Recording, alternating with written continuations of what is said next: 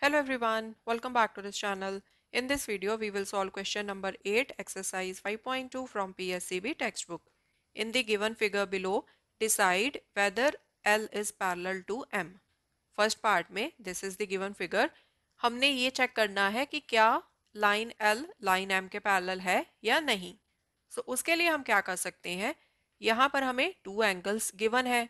This is 123 degree का angle, this is 47 degree का angle. Also these angles are co-interior angles, मतलब ये दोनों angles interior angles भी हैं and transversal की same side पर भी हैं. So एक property होती है कि अगर co-interior angles का sum 180 डिग्री हो तो जो lines होती हैं ना जिनको transversal intersect करती है वो lines होती हैं parallel. So अगर यहाँ पर 123 and 47 का sum 180 डिग्री आ जाता है so that means line L is parallel to line M. Okay. So here given co-interior angles are 123 degree and 47 degree. Sum of co-interior angles is equal to 123 degree plus 47 degree. This is equal to 7 plus 3 10, 1 carry, 4 plus 2 6 plus 7, साथ में 1. So this is 170 degree. So since sum of co-interior angles is not equal to 180 degree, so therefore L is not parallel to M. Second part, this is the given figure. अब इसमें देखो ये वाला angle given है. This angle, this is equal to 53 degree. Why? Because these angles are vertically opposite angles. Okay.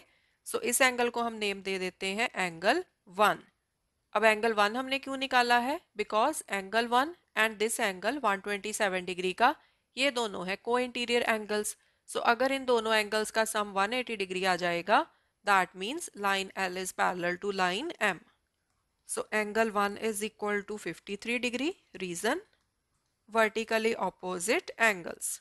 Now angle 1 and 127 degree are co-interior angles.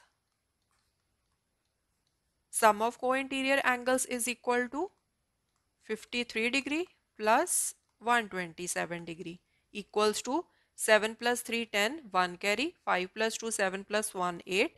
This is 1. So this is 180 degree.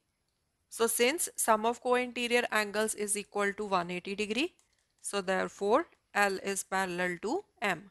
ठीक है जी. Third part, this is the given figure. अब यहाँ पर देखो ये angle given है 80 degree का. So this angle is also 80 degree का. Why? Because these two angles are vertically opposite angles. So इस एंगल को हम नेम दे देते हैं angle 1.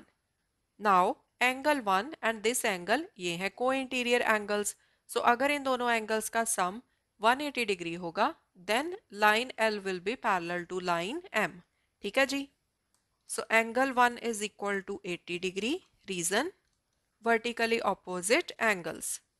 Sum of co-interior angles is equal to angle 1 plus 80 degree equals to 80 degree plus 80 degree equals to 160 degree.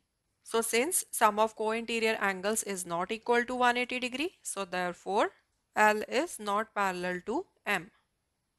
Fourth part, this is the given figure. अब यहाँ पर देखो ये वाला एंगल दिया हुआ है 115 डिग्री का. तो ये एंगल भी होगा 150 डिग्री का because these angles are vertically opposite angles. इसको हम नेम दे देते हैं एंगल 1. नाउ अगर हमने को इंटीरियर एंगल्स की प्रॉपर्टी से फाइंड करना है कि क्या लाइन एल लाइन एम के पैरेलल है या नहीं तो हमें ये एंगल निकालना पड़ेगा. इसको नेम दे दो एंगल 2. अब एंगल 2 हम कैसे निकालेंगे? ये दोनों एंगल्स मिलके बनाते हैं linear pair. 65 degree and angle 2 they form a linear pair because line n ये straight line है right. So ये पूरे का पूरा एंगल होगा 180 डिग्री का. So वहां से एंगल 2 आ जाएगा. So हम ये चेक करेंगे कि क्या एंगल 1 एंड एंगल 2 का सम 180 डिग्री है या नहीं. अगर तो सम 180 डिग्री है that means line L is parallel to line M. Otherwise line L is not parallel to line M. ठीक है जी. So angle 1 is equal to 150 degree. Reason? Vertically opposite angles. Now angle 2 plus 65 degree is equal to 180 degree. Reason, linear pair. So angle 2 is equal to 180 degree minus 65 degree. Angle 2 is equal to 10 minus 5 5, यहाँ बचे 7, 7 minus 6 1, साथ में आया 1, so this is 115 degree. Okay. Sum of co-interior angles is equal to angle 1 plus angle 2 equals to 115 degree plus 115 degree. So this is 230 degree. So since sum of co-interior angles is not 180 degree, so therefore L is not parallel to M. So this was question number 8. In the coming videos, we will solve more questions. Thanks for watching. Take care.